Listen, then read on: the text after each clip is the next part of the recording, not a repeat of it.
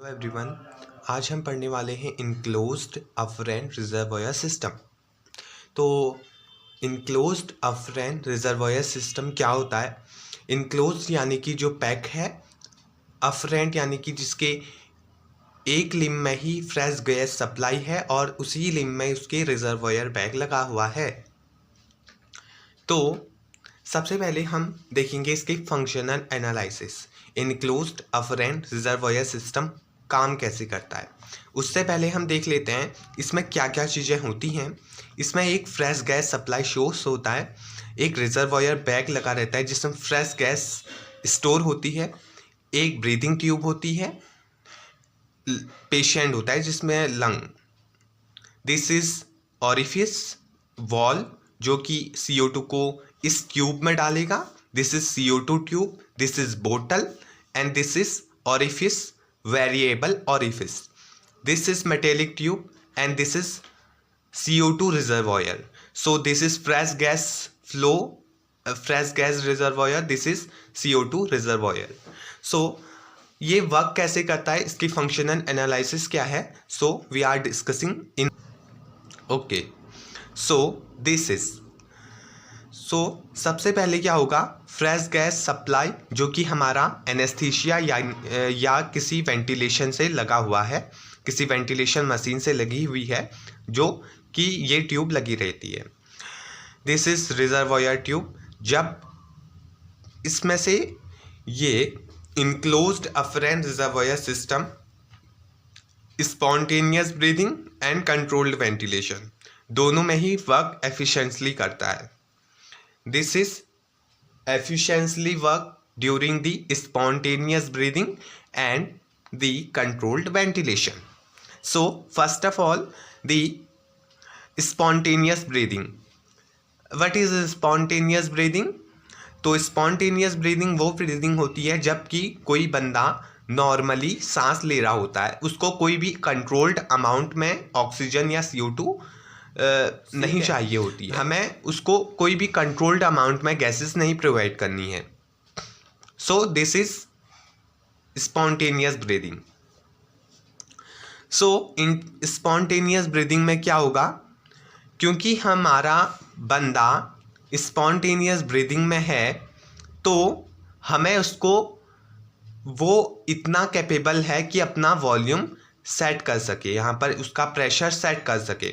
So first of all क्या होगा, fresh gas आ रही है ब्रीदिंग ट्यूब के रास्ते पेशेंट को जा रही है, पेशेंट इंस्पिरेशन कर रहा है।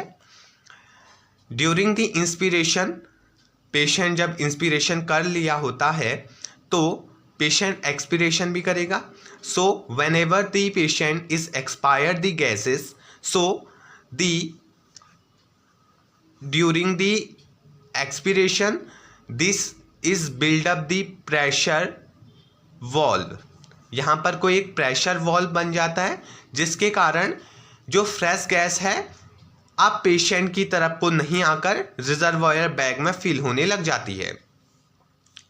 जब fresh gas flow reservoir bag में फिल होने लग जाएगी तो यहाँ पर एक इमेजिनरी प्रेशर वॉल्व बन जाएगा जो कि फ्रेश गैस को मिक्सिंग होने से बचाएगा स्पॉन्टेनियस ब्रीदिंग में।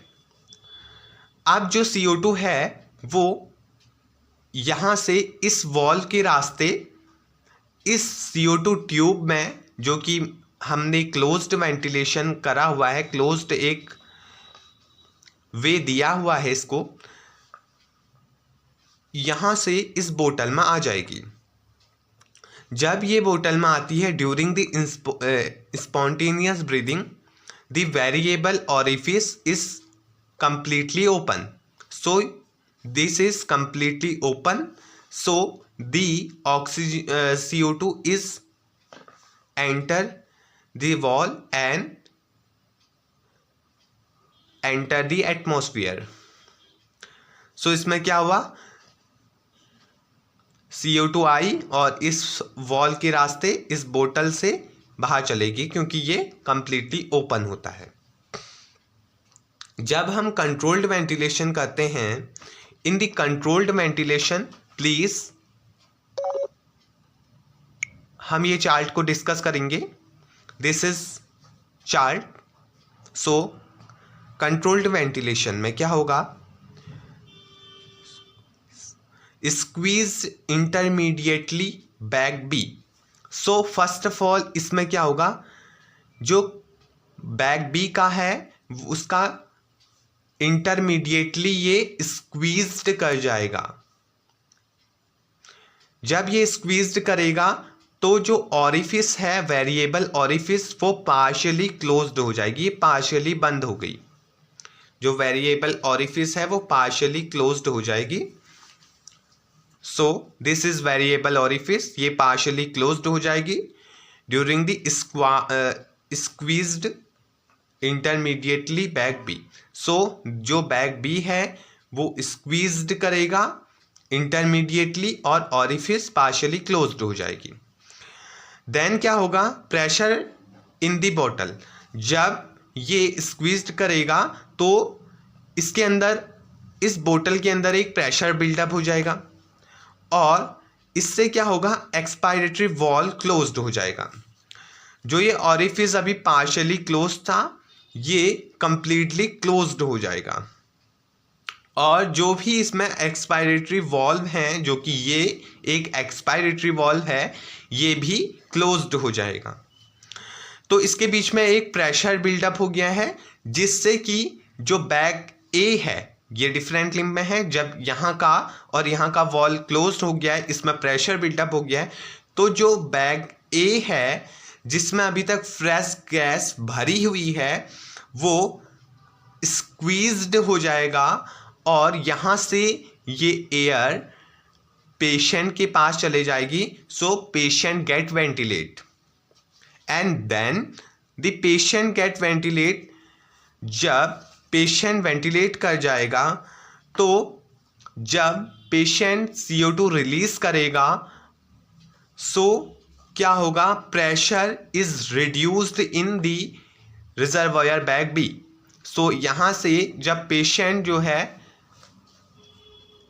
वेंटिलेट कर जाएगा उसके बाद क्या होगा, जो बैग बी है उसका प्रेशर रिड्यूस हो जाएगा और अभी तक ये स्क्वीज्ड था, अब इसका प्रेशर रिड्यूस हुआ तो दिस इज कंप्लीटली ओपन. सो जितनी भी एयर है ये यहाँ से एक फोर्स के द्वारा यहाँ आ जाएगी क्योंकि ये अभी तक स्क्वीज्ड था. अब इसका प्रेशर रिड्यूस हुआ है और ये खुला है. So in the pressure gradient, so pressure gradient के वजह से इसके अंदर हवा आ जाएगी. सो जब ये हवा को इधर को खींचेगा तो जो वॉल है ये ओपन हो जाएगा और इसके थ्रू सारी एयर बाहर निकल जाएगी. आप समझे, अगर ये स्क्वीज्ड है, अगर ये रिड्यूस कर रहा है ये रिड्यूस कर रहा है अपने प्रेशर को, सो यहाँ से due to the pressure gradient यहाँ की जो भी हवा है वो CO2 इस बोतल में आ जाएगी और थ्रू दी बोतल ये क्योंकि कंप्लीटली ओपन है सो इधर से एटमॉस्फेयर में चले जाएगी. So hence this system should function efficiently during the spontaneous breathing and controlled ventilation. So ये बहुत बढ़िया सिस्टम है spontaneous breathing and controlled ventilation करने का.